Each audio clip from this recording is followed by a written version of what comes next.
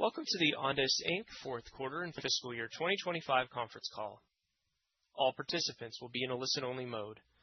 Should you need assistance, please signal a conference specialist by pressing the star key followed by 0. After today's presentation, there will be an opportunity to ask questions. To ask a question, you may press star and then 1 on your touch-tone telephone. To withdraw your questions, you may press star and 2. Before we begin, the company would like to remind you that this call may contain forward-looking statements. While these forward-looking statements reflect Ondas's best current judgment, they are subject to risks and uncertainties that could cause actual results to differ materially from those implied by these forward-looking statements.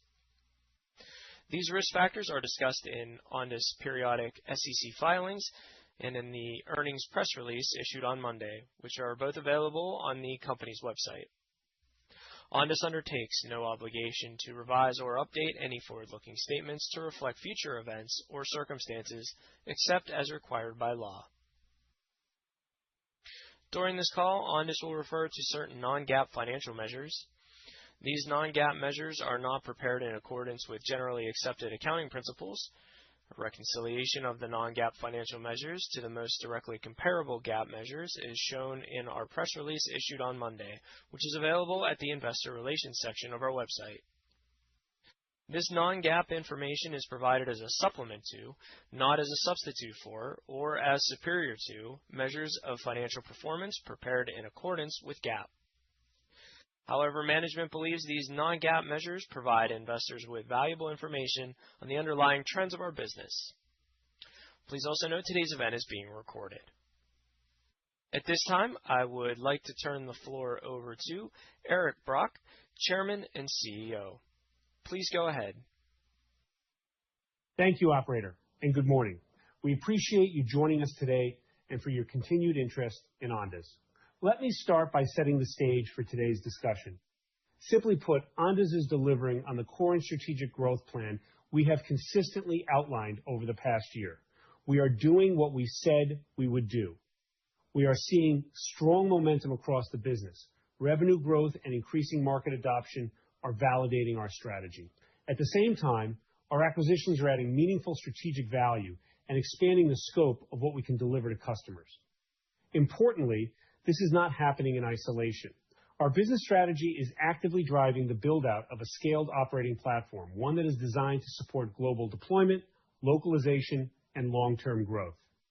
And as that operating platform scales, we are beginning to see it reflected in our financial model.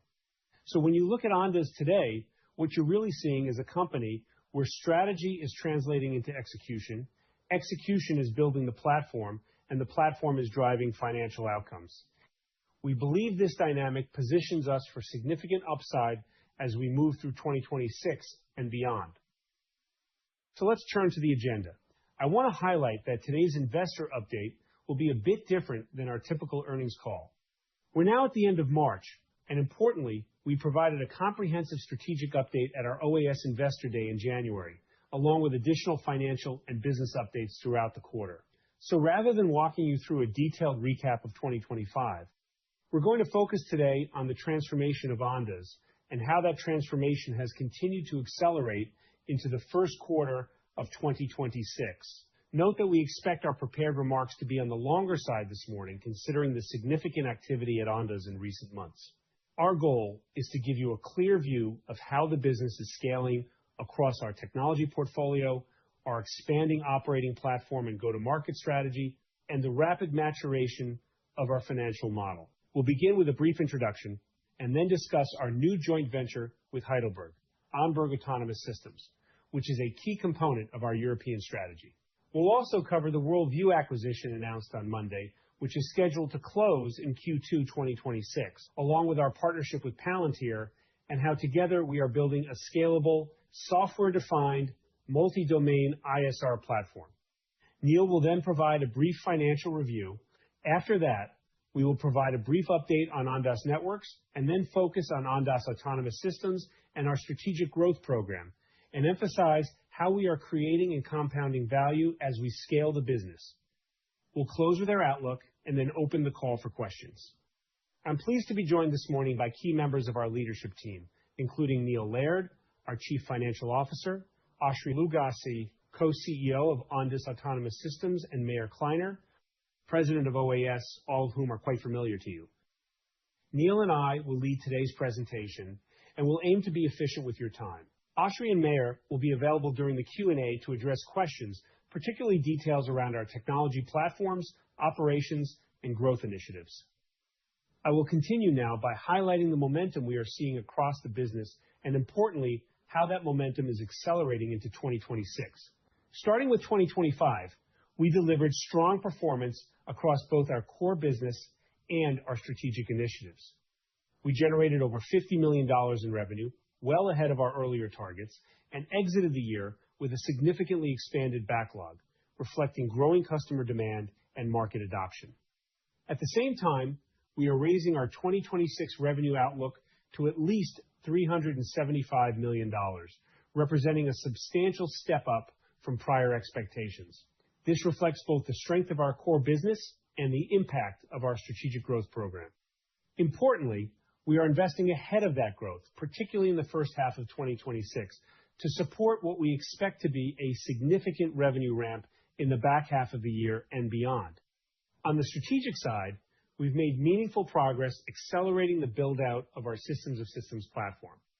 In the first quarter alone, we announced 5 accretive acquisitions that expand our capabilities across multiple domains while also enhancing our financial profile.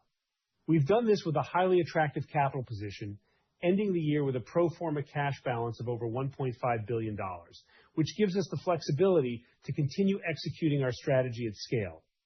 And finally, we've continued to invest in leadership and operational infrastructure to ensure we can integrate and scale these capabilities effectively.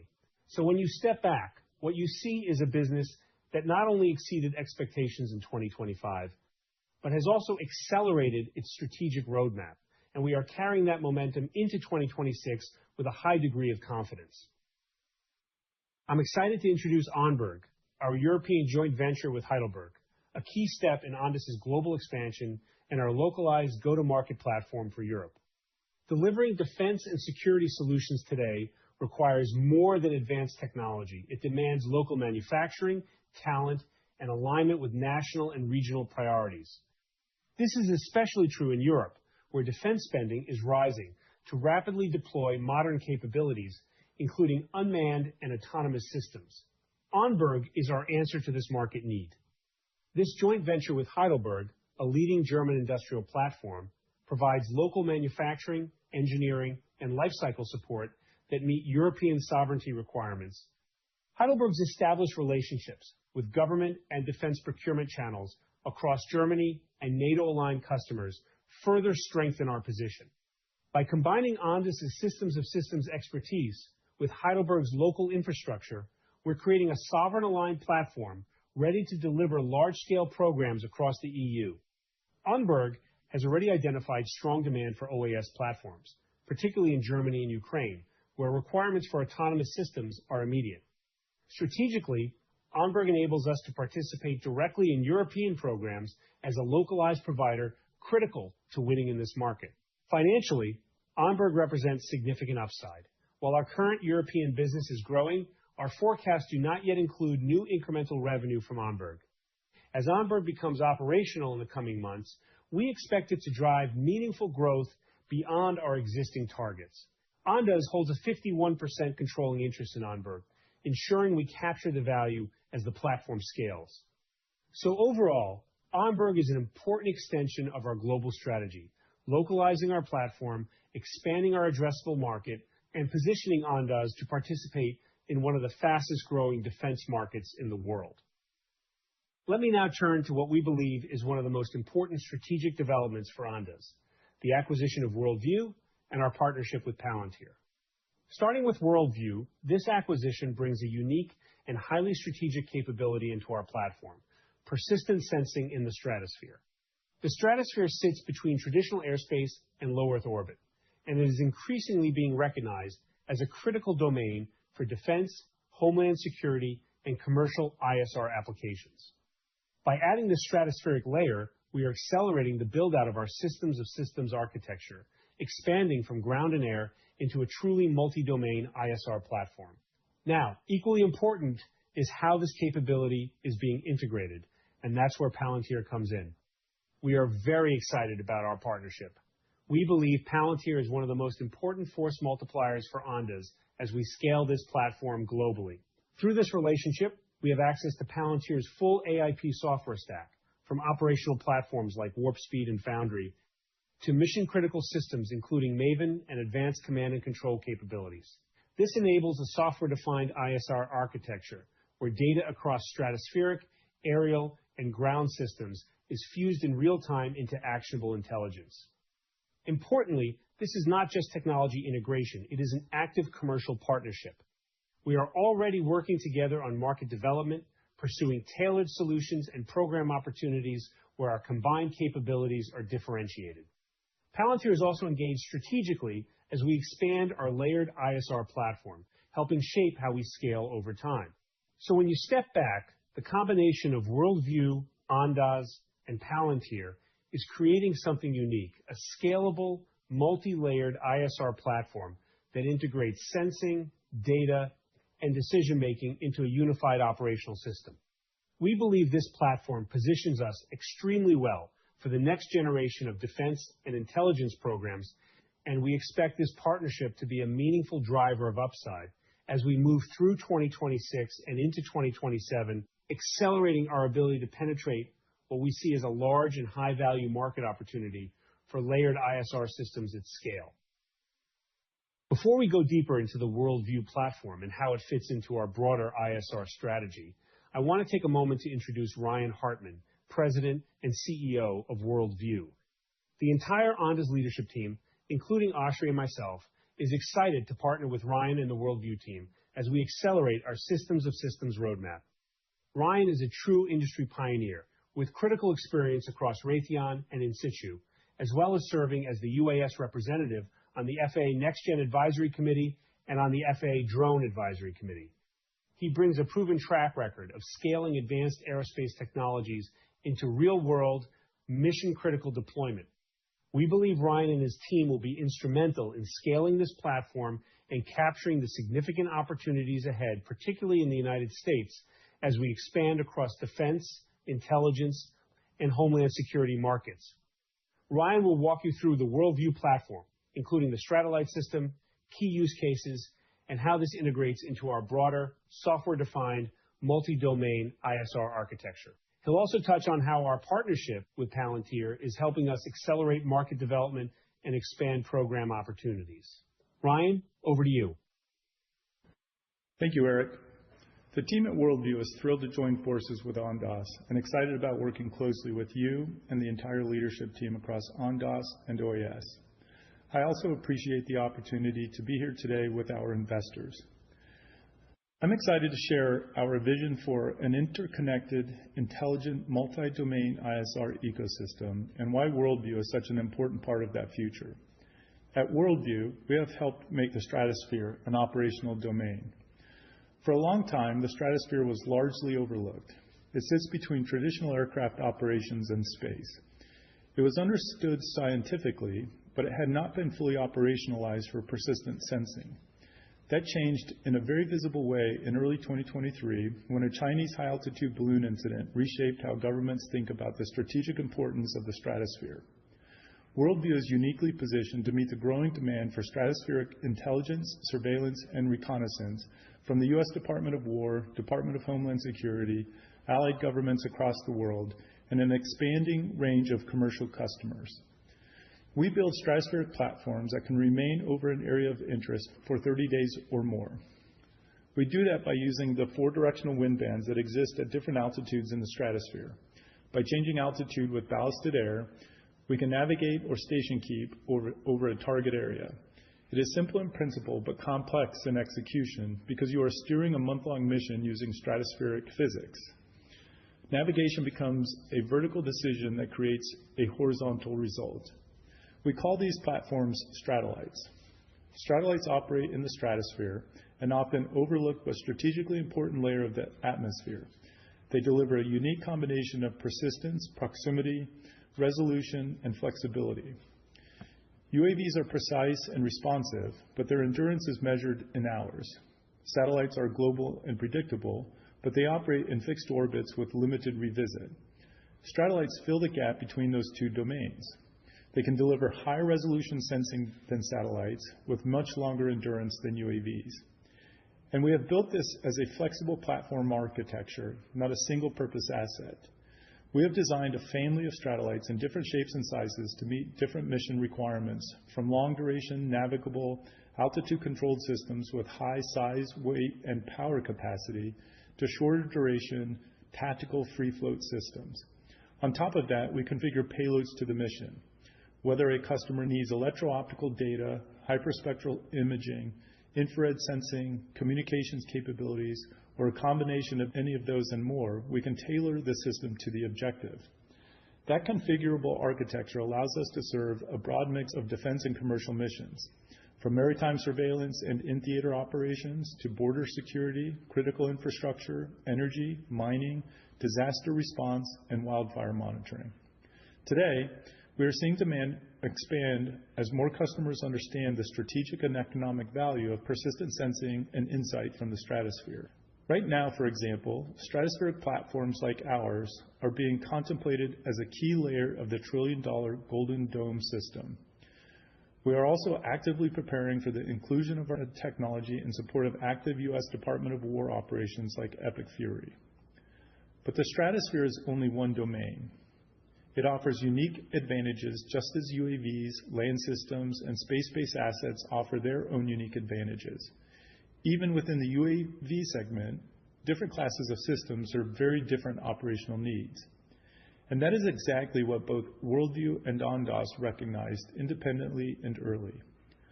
Worldview's vision has been to move beyond a single domain sensing company and build toward a broader, integrated, multi-domain, AI-powered ISR architecture.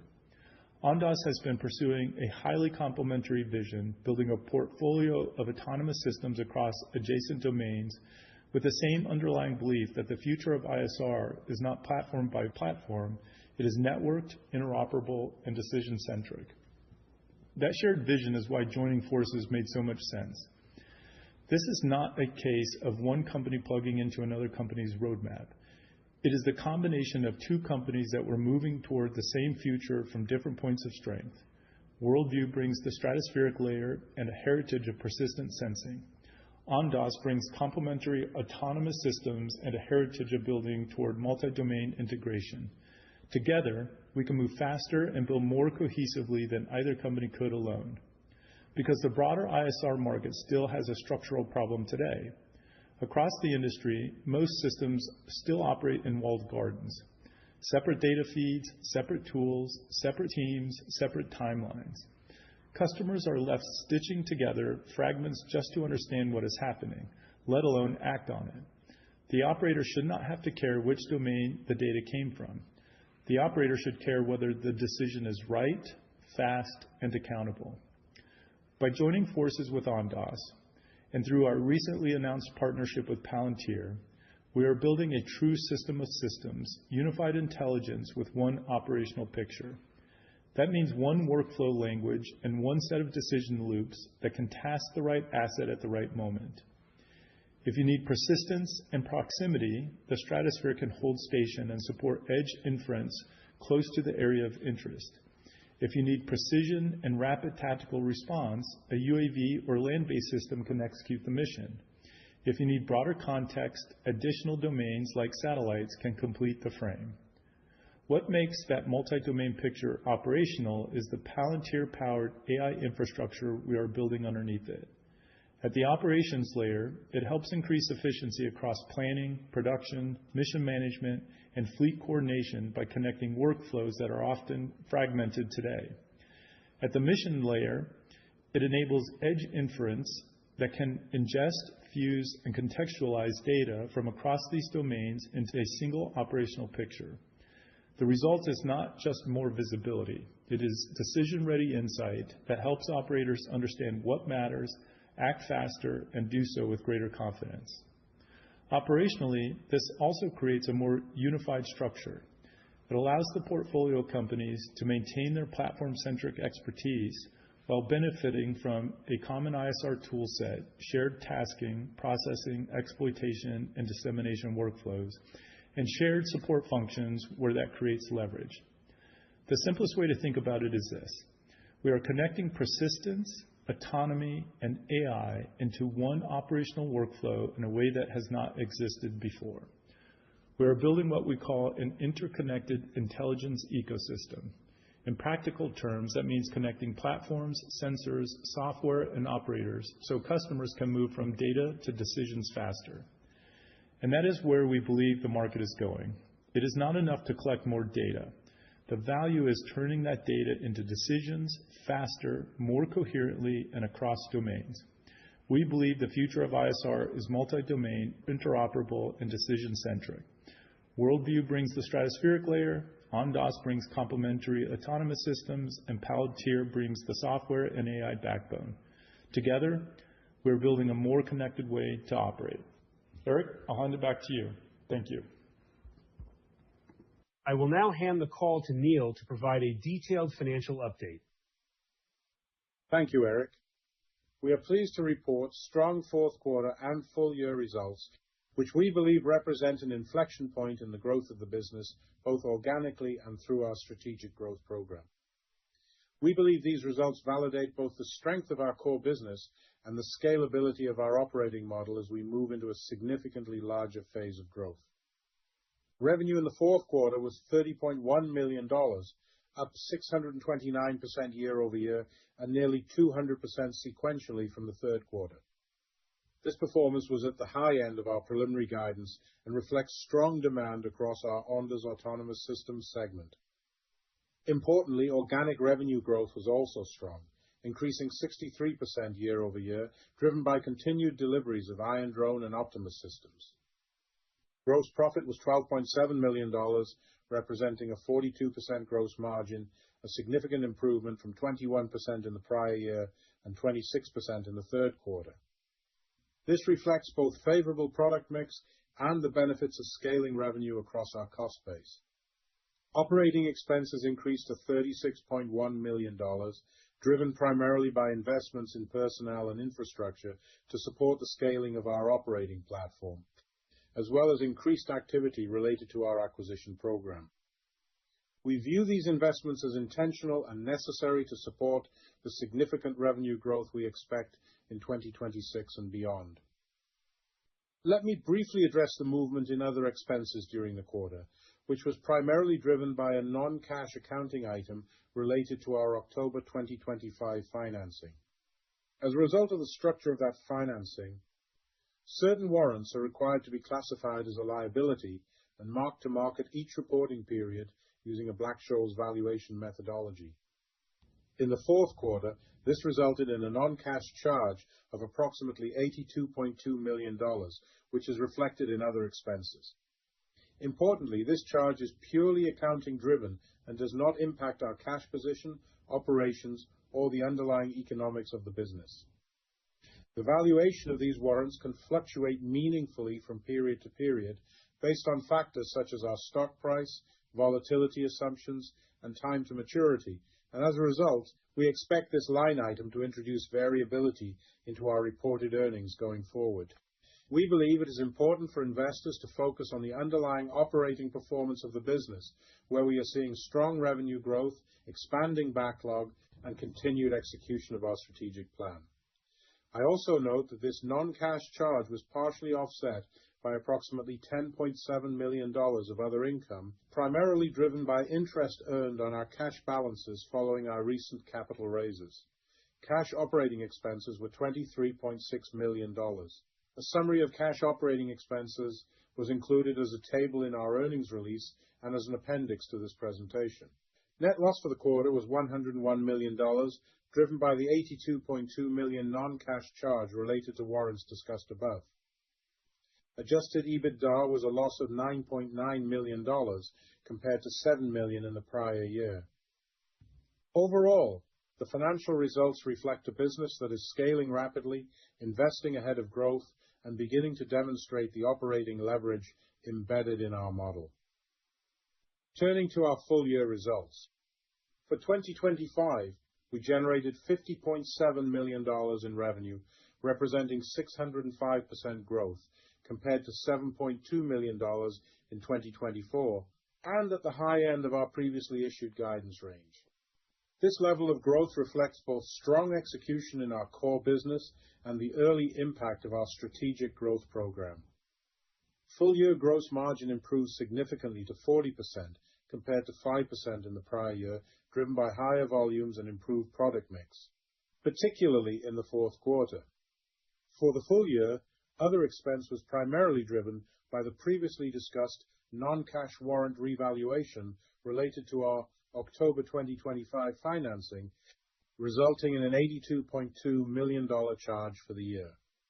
As noted, this is a mark-to-market accounting adjustment with no impact on our cash operations or underlying business performance, and may introduce variability in reported results going forward.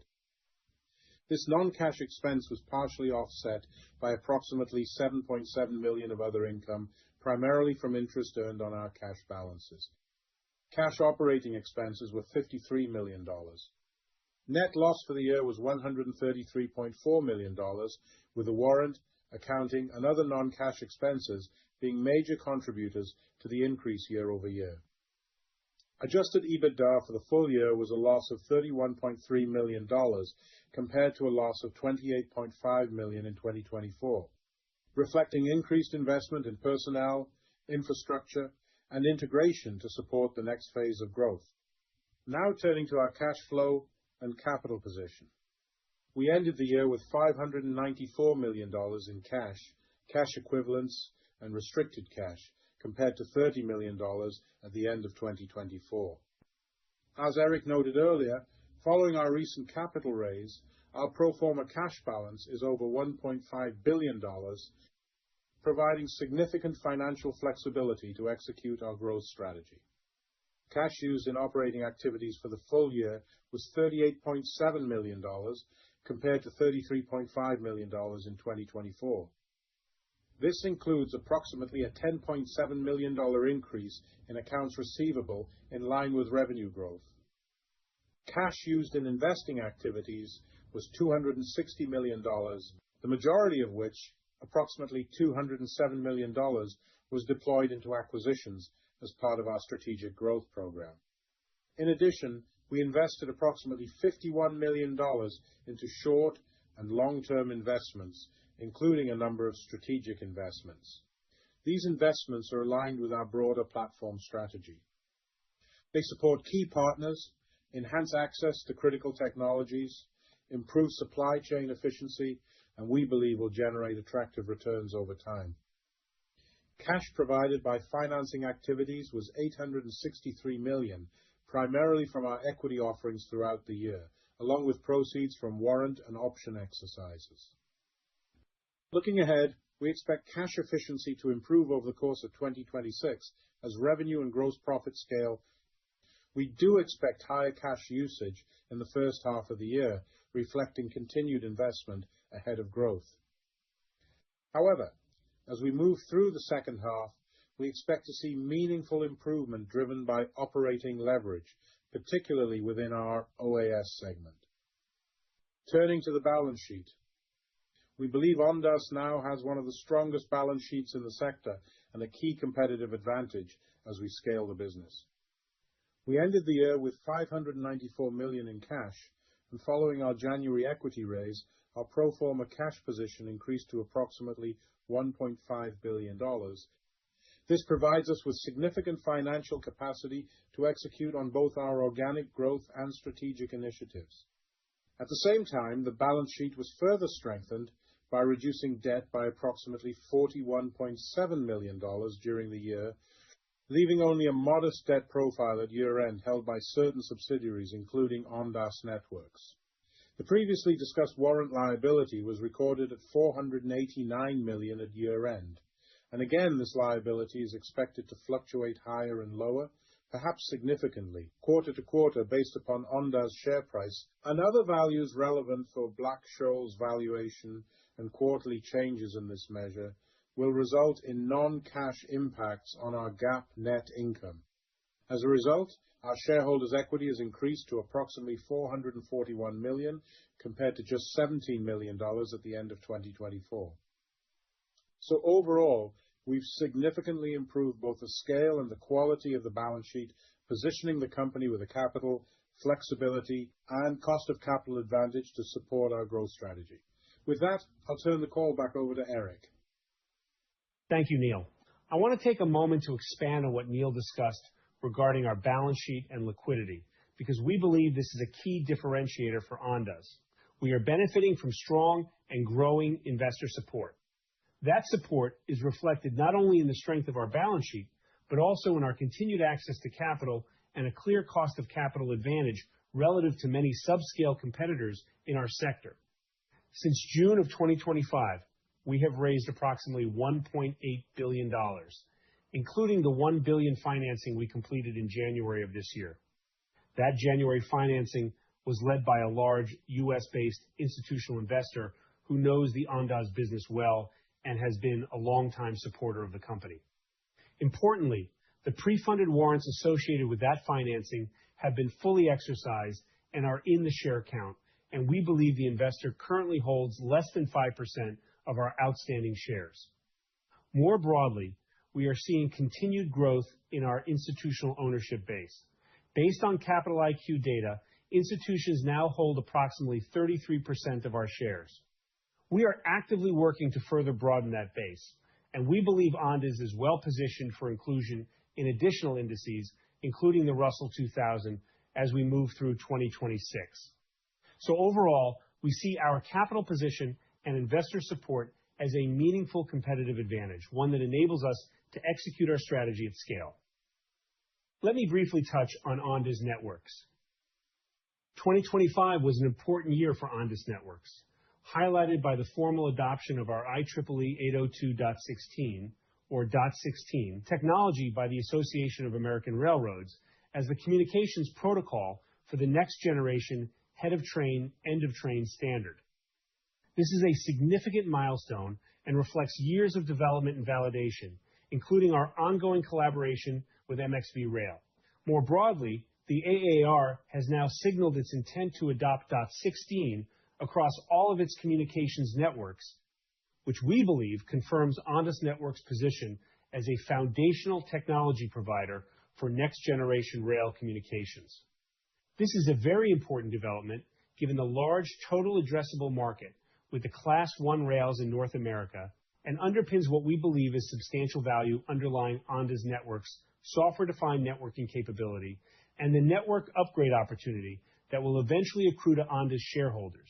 From a commercial perspective, we are seeing continued progress with interest in 160 MHz accelerating from many parts of the industry.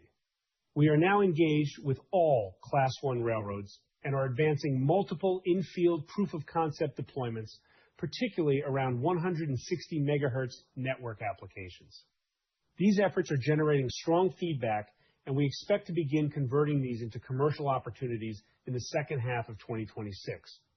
At the same time, our ACES radios for Amtrak are now in production, with initial deliveries expected to be completed in the first half of the year. While we are disappointed in the timelines with respect to driving network deployments with our rail customers, we continue to see meaningful long-term value in the Ondas Networks business as adoption of .16 expands and commercial deployments begin to scale. Of course, we are working to realize that value for our investors, and we think we will make measurable progress in 2026. Let me now turn back to Ondas Autonomous Systems and the broader platform. As we outlined at our Investor Day in January, we are executing against a clear plan across both our core business and our strategic growth program, and we are making strong progress. We've already covered our 2025 performance at the OAS Investor Day in January, so rather than revisit that, I want to focus today on how the business has evolved and transformed in the last few months.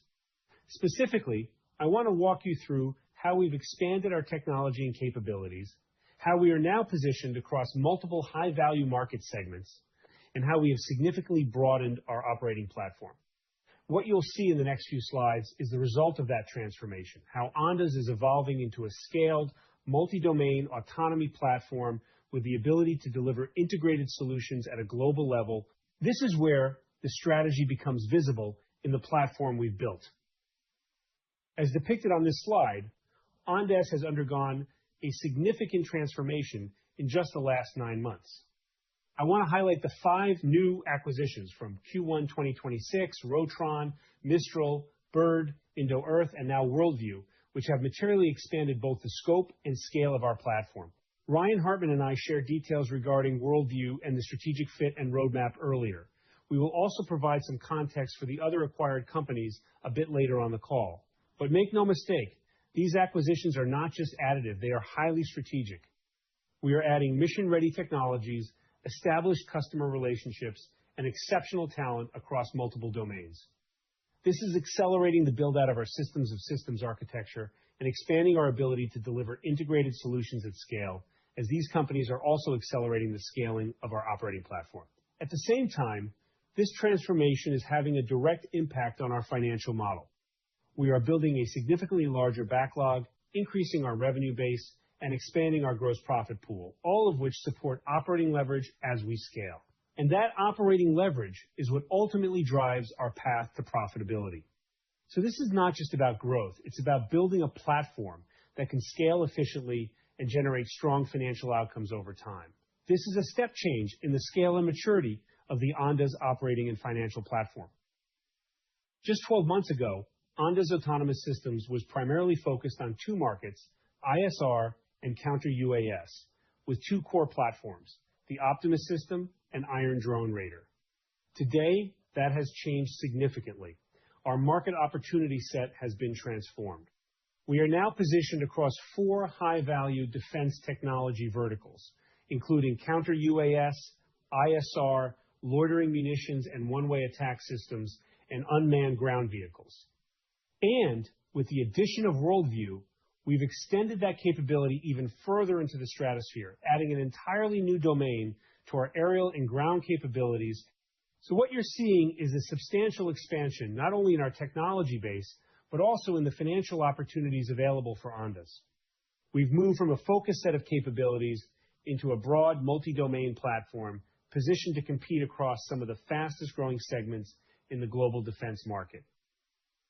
This slide brings together visually everything we've been discussing. Here you can see the breadth of our aerial and ground-based platforms, combined with the software-enabled command and control layer and AI-driven applications that sit on top. What makes this powerful is not just the individual systems, it's the integration. We are building a unified platform where sensors, effectors, and autonomous systems are connected through a common C2 and software layer, enabling coordinated real-time operations across multiple domains. And with our partnership with Palantir, we are able to take that integration even further, deploying these capabilities into broader mission-level systems with advanced data fusion, AI-driven analytics, and decision support.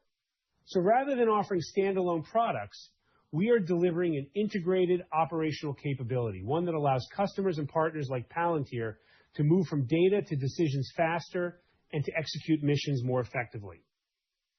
With that foundation in place, let me now turn to how we are scaling this platform through our strategic growth program. Over the past several months, we've announced a series of strategic acquisitions that are expanding both our capabilities and our market access. These businesses play very specific roles within the OAS platform, enhancing our technology stack, strengthening our go-to-market capabilities, and accelerating our ability to deliver integrated solutions at scale. I covered Worldview with Ryan earlier in the call. Here, I want to walk through Mistral, Rotron, Bird, and Indo-Earth, and highlight how these transactions are contributing to the evolution of our financial model, adding revenue, expanding our gross profit pool, and supporting operating leverage. Importantly, we view these acquisitions as highly accretive, not only to our financial profile, but to the long-term enterprise value of Ondas as we continue to scale. Let me start with Mistral, which has been a partner of Ondas since the second quarter of last year and is one of our most strategically important acquisitions. Mistral is a direct accelerant for our U.S. market expansion. It enables Ondas to operate as a prime contractor, significantly expanding our access to major U.S. defense programs while also adding critical manufacturing and program execution capabilities. Mistral also brings meaningful market experience and customer access across UAVs, loitering munitions, and ground robotics, aligning closely with the core segments of our platform. The company has already captured programs in excess of $1 billion, which we expect to generate significant pull-through revenue. We also expect Mistral to contribute meaningful backlog to Ondas upon closing, which we anticipate in the second quarter. Just as importantly, Mistral brings deep U.S. market development expertise, helping us localize our Israeli-developed platforms for U.S. requirements and accelerate adoption across defense and security customers. We expect Mistral to be a meaningful driver of revenue growth and EBITDA leverage beginning in the second quarter of 2026 and continuing as we scale our presence in the U.S. market. Next, let me highlight Rotron Aerospace. Rotron significantly expands our aerial capabilities, adding long-range UAV platforms in the Talon platform, autonomous strike systems with the Defender and Stratos platforms, and advanced propulsion technologies. This is particularly important as modern defense strategies continue to shift toward low-cost, attritable, mass-scale autonomous systems that can be deployed efficiently and cost-effectively in contested environments. With Rotron, we are extending our platform beyond ISR into a more complete strike and effector layer, strengthening our overall multi-domain architecture. In addition, Rotron provides a strong local presence in the United Kingdom, where it is competing for programs including the Project Breakstop, a one-way effector, or OWE program. Rotron positions Ondas to engage directly with UK and broader NATO rearmament programs, which are seeing significant acceleration. So strategically, Rotron enhances both our technology stack and our geographic reach, while positioning Ondas to participate in the next generation of autonomous defense systems, where scale, autonomy, and affordability are critical. Next, Bird Aerosystems. Bird adds a critical airborne protection layer to our platform, with advanced ISR and counter-UAS capabilities designed to protect both manned and unmanned systems. This is particularly important in today's environment, where the increasing lethality and proliferation of low-cost UAS and loitering munitions is driving strong demand for effective airborne protection solutions across both military and security applications. At the core are proven, mission-critical technologies, including laser-based DIRCOM systems, which autonomously detect, track, and defeat incoming missile threats in real time, providing active protection in highly contested environments. Importantly, Bird brings access to long-cycle, program-of-record defense budgets, supporting more predictable and recurring revenue streams, along with high-margin systems already deployed on leading global platforms. Strategically, Bird strengthens our ability to deliver integrated ground-to-air defense architectures while contributing meaningful backlog, revenue, and EBITDA as we scale the business. Finally, Indo-Earth. Indo-Earth expands our ground system strategy into military engineering vehicles, providing entry into large-scale defense procurement programs with immediate revenue contribution. This adds a scalable platform in heavy ground equipment with strong visibility into revenue and gross profit, supported by active programs and customer demand. Importantly, Indo-Earth also provides a funded services platform in Israel, which we expect will support the broader OAS business and drive meaningful operating expense leverage as we continue to scale our operations in the region. Strategically, this is an important step in broadening our systems of systems architecture into the heavy ground segment, complementing our aerial and ISR capabilities. Over time, we see a clear opportunity to integrate autonomy and advanced technologies into these platforms, creating next-generation robotic engineering systems. Indo-Earth is a great business and financial opportunity for Ondas. It not only contributes near-term revenue and backlog, but also establishes a foundation for long-term growth in autonomous ground systems. Let me bring this all together. We believe these acquisitions significantly accelerate our systems of systems strategy while driving meaningful scale in our financial model. This is exactly how we designed our strategy from the outset. The key takeaway here is the level of accretion we are generating both to our financial model and to our enterprise value. Across these 5 acquisitions, we will deploy approximately $550 million of capital. And based on our current estimates, these businesses are expected to generate approximately $230 million of revenue in 2026. We view that as a very attractive entry point, particularly given the growth profiles of these businesses and the operating leverage we expect to achieve as they are integrated into the Ondas platform. Importantly, many of these businesses, particularly Mistral, Bird, and Indo-Earth, have contracted revenue and/or significant backlog, a steep revenue growth curve supported by strong industry tailwinds, and meaningful expected EBITDA generation over the next 12 to 18 months. At the same time, Rotron and Worldview represent technology-driven platform businesses with strong long-term growth potential as adoption of their capabilities accelerates, aided by the integration with the Ondas operating platform. So this is not just about adding revenue, it's about expanding our gross profit pool, driving operating leverage, and enhancing the overall quality of our earnings over time. And importantly, we believe this model is repeatable. We are building a disciplined, programmatic M&A capability that allows us to acquire strategic assets at attractive valuations, integrate them into our platform, and drive both growth and margin expansion. We look forward to demonstrating that value creation over time, but we believe these transactions are already meaningfully accretive and will become increasingly so as we scale. Let me take a moment to step back and explain how this model works and why we believe it is both highly accretive and repeatable. It starts with identifying and acquiring customer-validated technology and services platforms operating in markets and categories with strong secular growth tailwinds. In many cases, these businesses are capital constrained.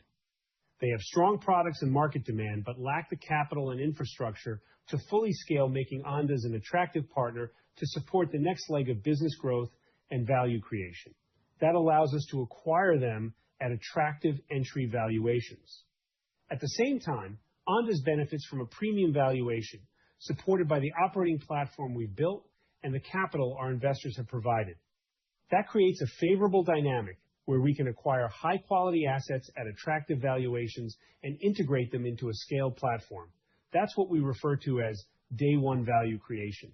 But the more powerful part of the model is what happens after the acquisition. We see what we call a growth double dip.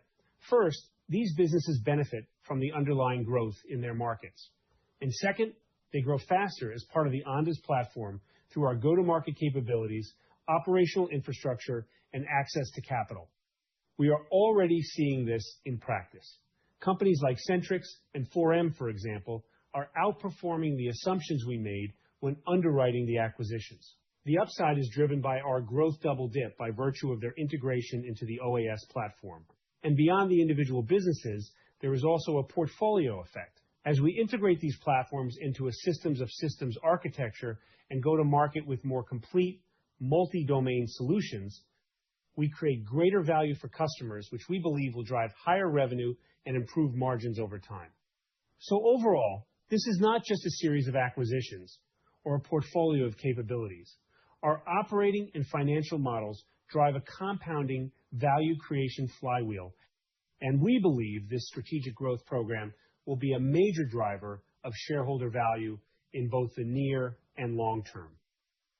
Let me now turn to how this translates into our outlook.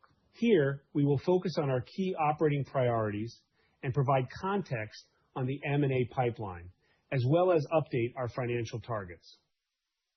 Let me firstly touch on our key operating priorities as we move through 2026. At the core, we remain focused on driving order growth, expanding our backlog, and delivering continued revenue growth across the business while leveraging the expanded technology base we've built. We are also continuing to invest in and advance our manufacturing capabilities to support, scale, and meet increasing demand. On the technology roadmap, advancing the Autonomous Border Protection Infrastructure program remains a major focus. This has significant strategic and financial potential, and we expect it to be an important driver for the business as it progresses. In addition, we are rapidly developing what we refer to as a Shahed killer interceptor, and we are optimistic about our ability to field a competitive system in what is becoming a very important market segment. Beyond our core roadmap, we have also established several new growth platforms that we believe offer meaningful upside to our current financial outlook. Importantly, we have not yet incorporated material contributions from some of these initiatives into our forecast. That includes the layered ISR go-to-market efforts with Palantir, where we are seeing encouraging early engagement and believe this could become a meaningful growth driver as programs develop. Similarly, Onberg is actively pursuing opportunities in Germany and Ukraine. While we have not yet included revenue from this joint venture in our outlook, we are optimistic about its potential as visibility improves. So overall, we see multiple avenues for upside beyond our current plan as these platforms begin to convert into orders and revenue over time. We will surely keep you updated on this progress. Let me spend a moment on our strategic growth program and M&A pipeline. Our programmatic M&A effort, led by Mark Green, continues to be highly productive.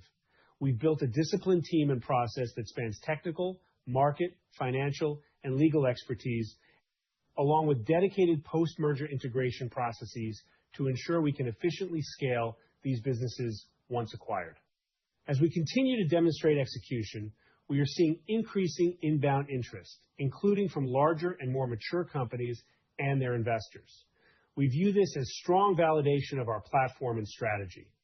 We believe our ability to source, execute, and integrate acquisitions is becoming a core competitive advantage for Ondas. Our pipeline remains robust, with over $500 million of potential revenue across active opportunities. That said, our focus is not on driving the size of the pipeline, it's on quality. We are highly selective and prioritize targets that are strategically aligned, financially accretive, and that enhance our systems of systems roadmap. The opportunity set is much larger, and we are careful on how we prioritize and sequence our M&A activity. In terms of capital allocation, we've utilized equity in recent transactions as a way to align with sellers and reflect the value of the platform we are building.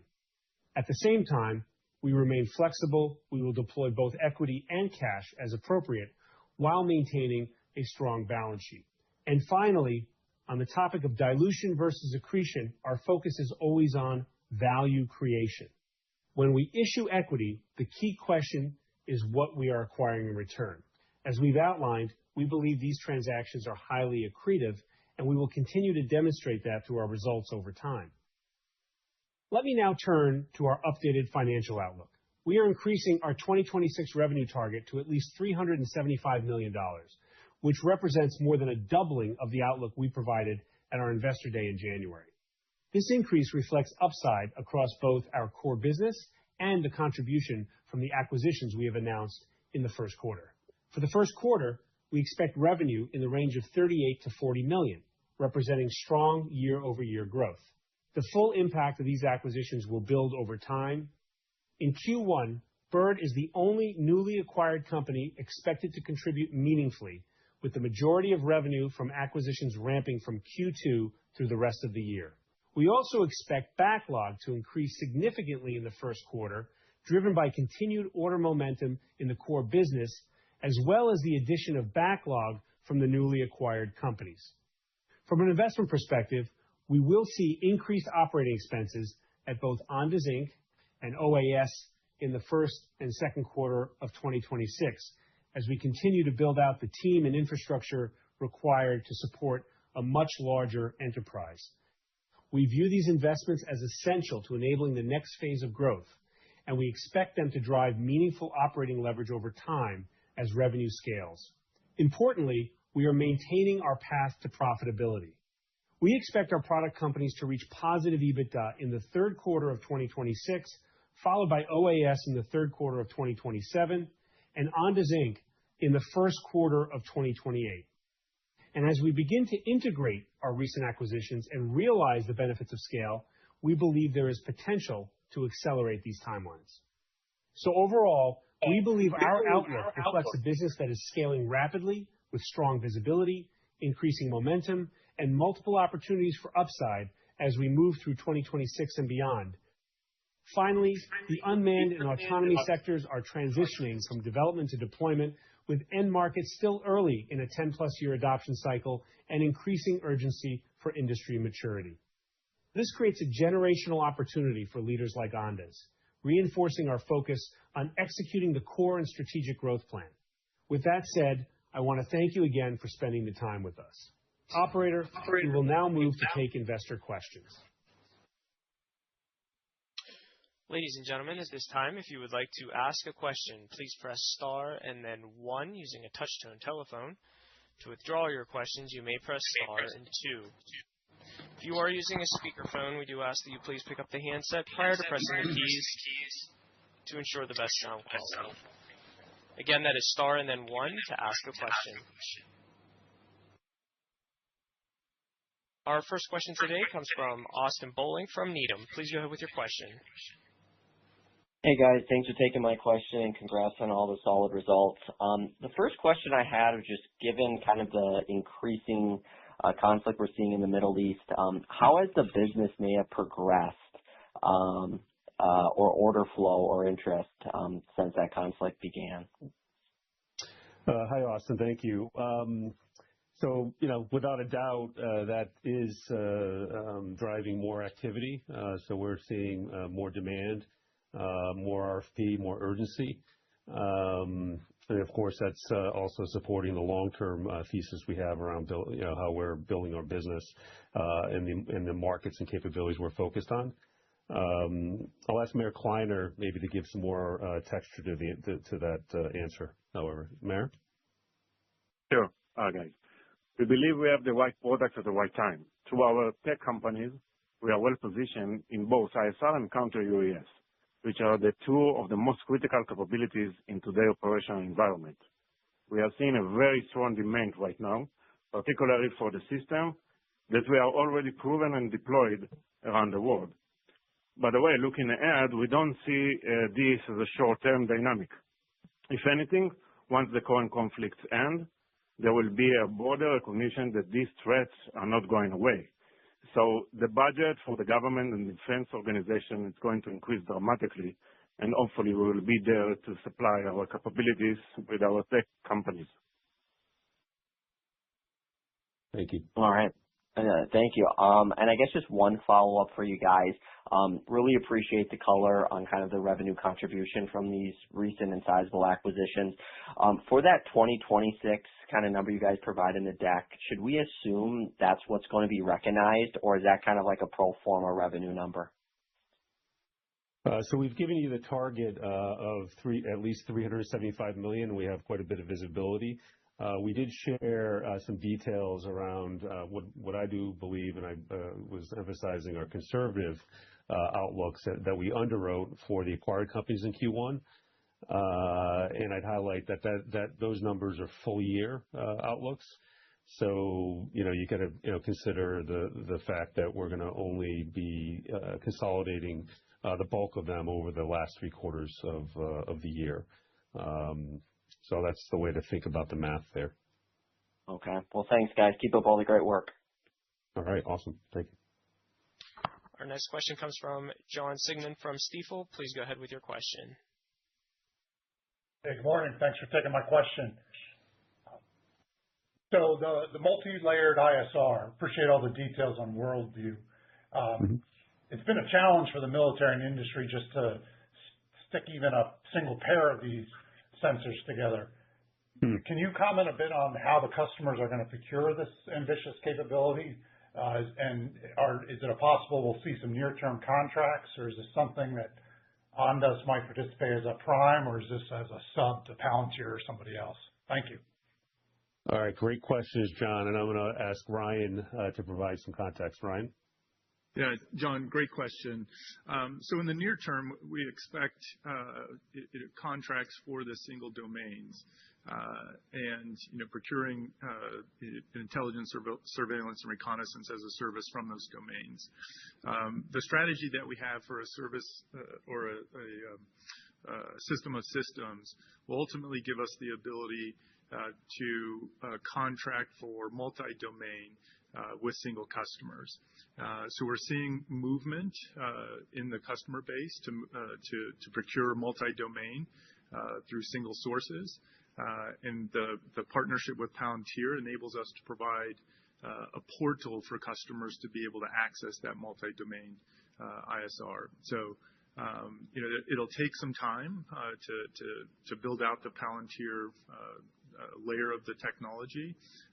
But once that's built out, we'll be able to start offering multi-domain ISR as a service to specific customers. All right. So again, I emphasize that the Stratolite and the Stratosphere, that's operational today, and it is leveraging some of the work that Worldview has done with Palantir.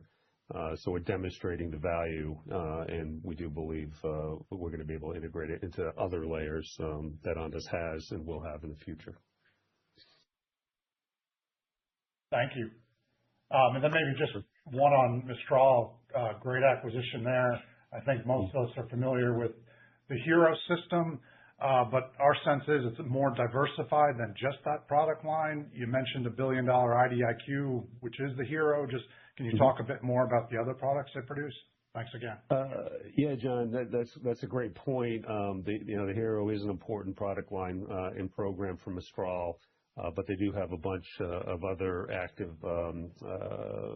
systems that they're selling, and quite a lot of capabilities around that. So, Meir, can you provide some more context around the other things that Mistral is bringing?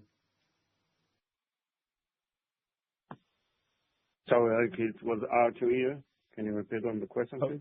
Yeah. So the question, Meir, is on Mistral, in addition to the loitering munitions, the Hero systems, the other revenue-generating platforms. Yes, they have not only loitering munition, also ISR, and also ground vehicle. I think that we talked about it before, that we used to work in Mistral in our portfolio companies, also in the UGV and ISR, drones and ground robots. So I think it's the whole system, and this is specific in the segments that we are working. And this was one of our interests when we talking about Mistral. Yeah. And right now, the F project for the ISR and not only loitering munition.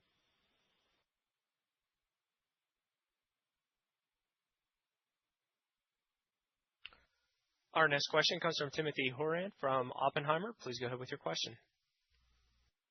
Thanks, guys. Eric, can you give us a sense of these acquisitions, what you think the organic growth rate is? And also, can you just talk about the bottlenecks to growth? Is it go-to-market? Is it your manufacturing capacity? Is it just any color around that? And then lastly, you had some revenue targets out there for 2030. It seems like you're kind of well ahead of schedule there. Just any thoughts on that revenue target? Thanks.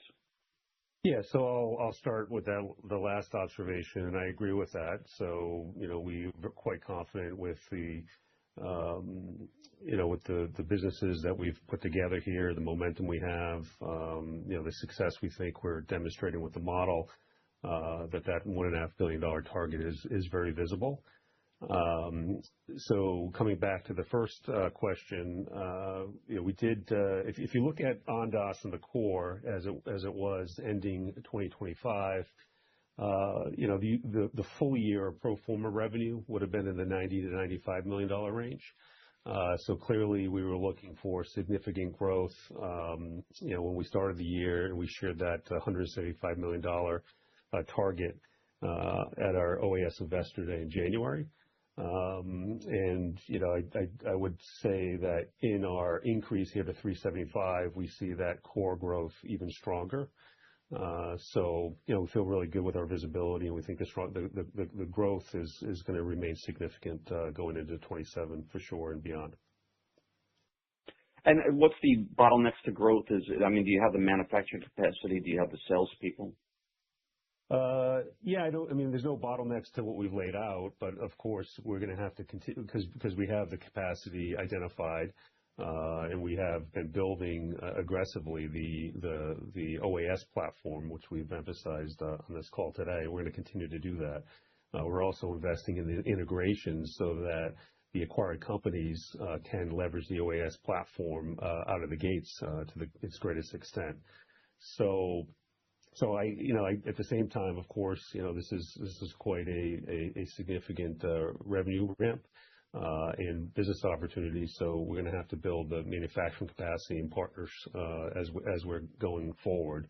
We'll keep you posted on how we're doing that. But I don't think we have any unique bottlenecks, and we can deliver what we're targeting for the year for sure. And just lastly, on Worldview, are we talking thousands of balloons in the stratosphere ultimately, or tens of thousands, hundreds of thousands? I mean, how are you thinking about this? And can you create a cellular network off of these stratospheric balloons? Yeah, great. So Ryan, maybe you could share a couple things, a bit about the as a service element of this, and then add some details around the various payloads that we see customers engaging in, and how the markets may open further for other use cases. Yeah, happy to. Thanks for the question. So, the way we operate today is we provide data and intelligence as a service. And so, essentially the way that I've looked at it in the past is, data is the new oil. The more data you produce and process, the more customers you can create on a per flight basis. So when we're looking at the market, we're seeing some great movement in the U.S. Air Force moving towards a program of record. We've seen stated demand that would equate to 250 flights per year just for that one customer. In addition to that, we're seeing movement on Golden Dome, where the stratosphere is an important layer to the overall Golden Dome architecture. Our assessment is that Golden Dome will make up hundreds of flights per year for that specific capability. And then when we think about kind of the broader market, those two specific customers would make up, upwards of 450 flights per year. We see equivalent capabilities necessary for Australia, Canada, and other allied partners around the world. And then we're building out a commercial capability as well, where our technology can be used for things like oil and gas pipeline monitoring, where we can be detecting methane. And we see use cases for monitoring railways and power lines. Anything that's long linear infrastructure, the stratosphere has a unique advantage of being able to see a significant amount of that infrastructure in a single image. And having the right sensors gives us the ability to turn the stratosphere into a very useful asset for, like I mentioned, detecting things like methane, obstructions on railway, fallen power lines or foliage encroachment on power lines, things like that.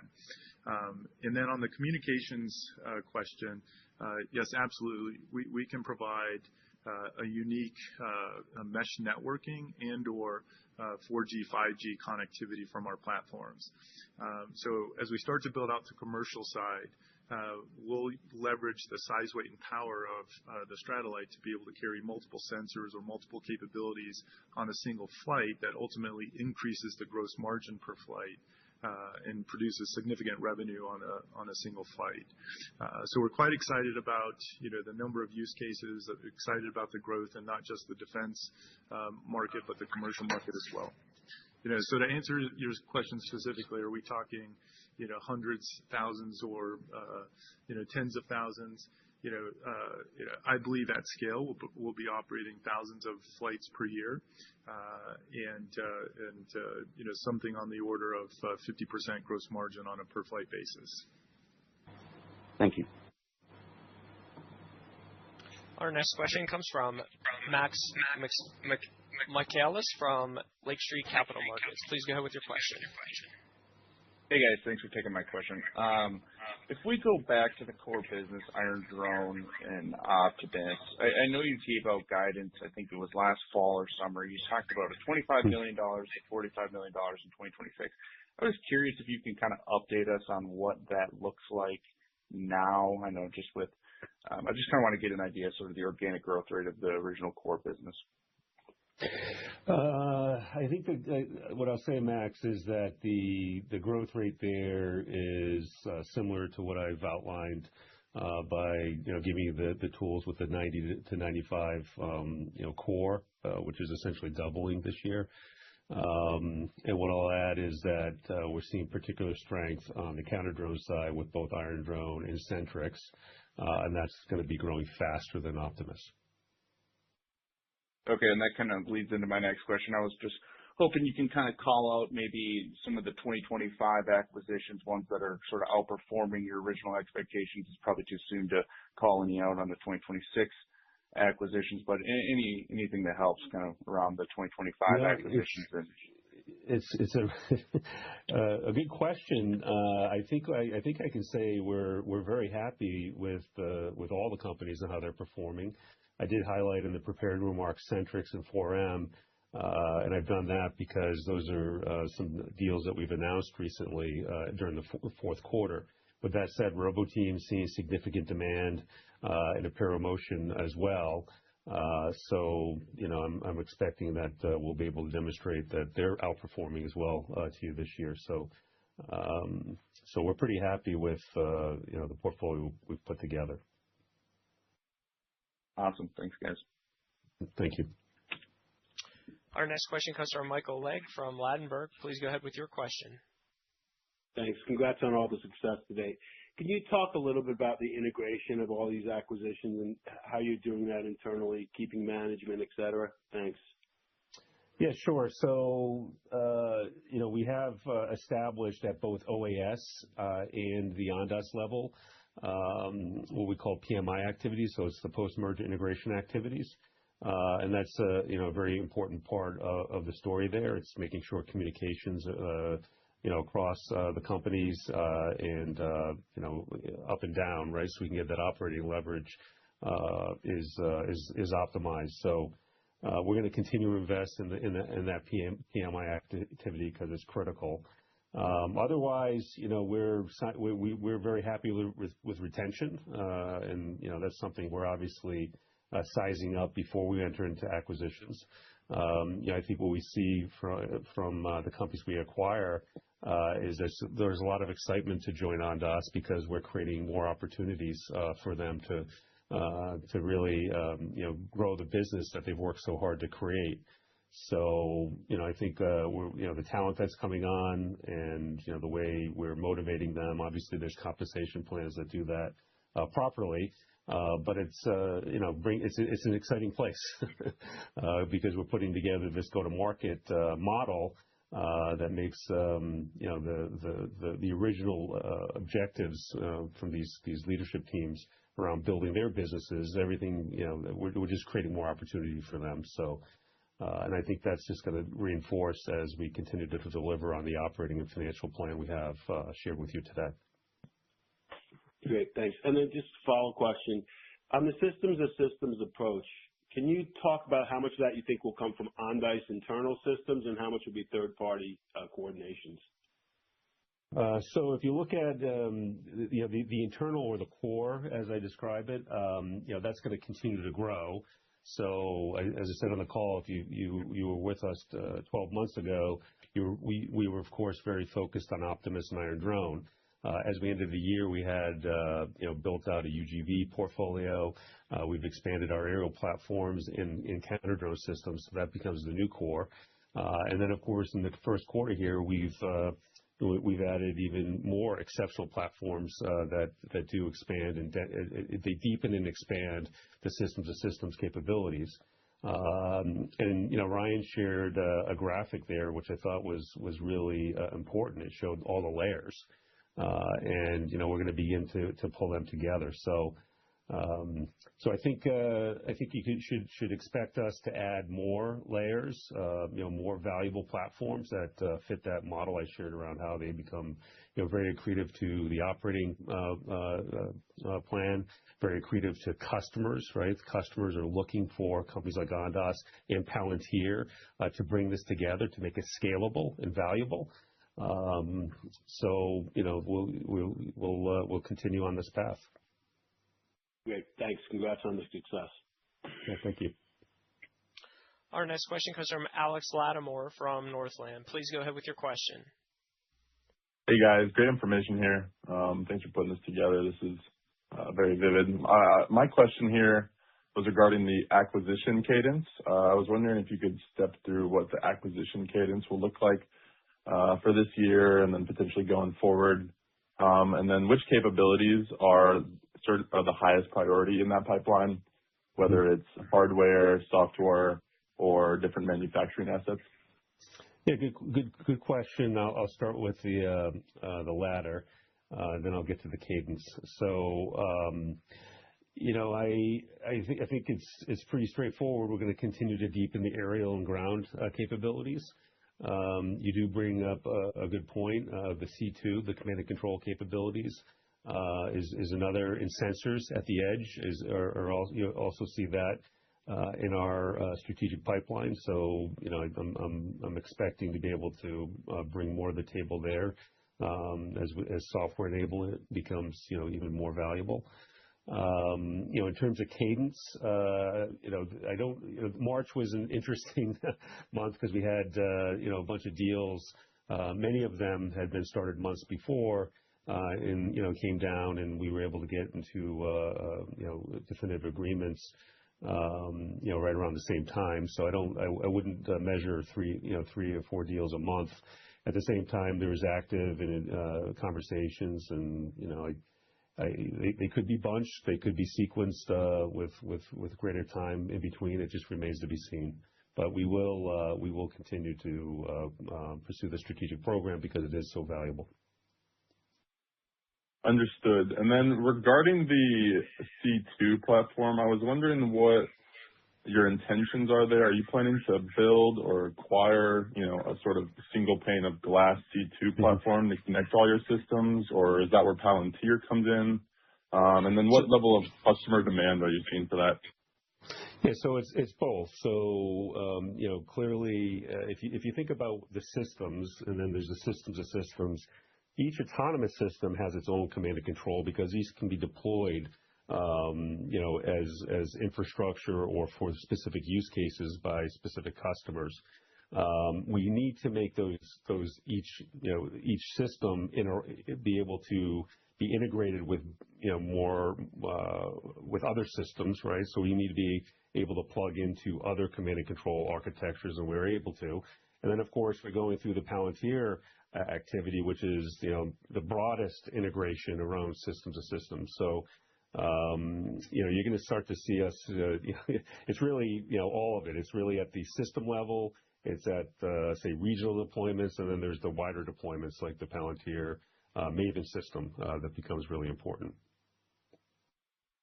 And Great. Thank you. And so there's internal development, and you also see us. There's opportunities for us to bring in high value capabilities around command and control, and we'll see if that comes to fruition. But we don't. We do have. Our systems are designed to be plug and play by and large with what the customer needs to deploy, right? So we can fit into their architecture. We can solve the problem for them, or we can fit into what they need us to fit into. Thank you. Great. And our next question comes from Matthew Galinko from Maxim Group. Please go ahead with your question.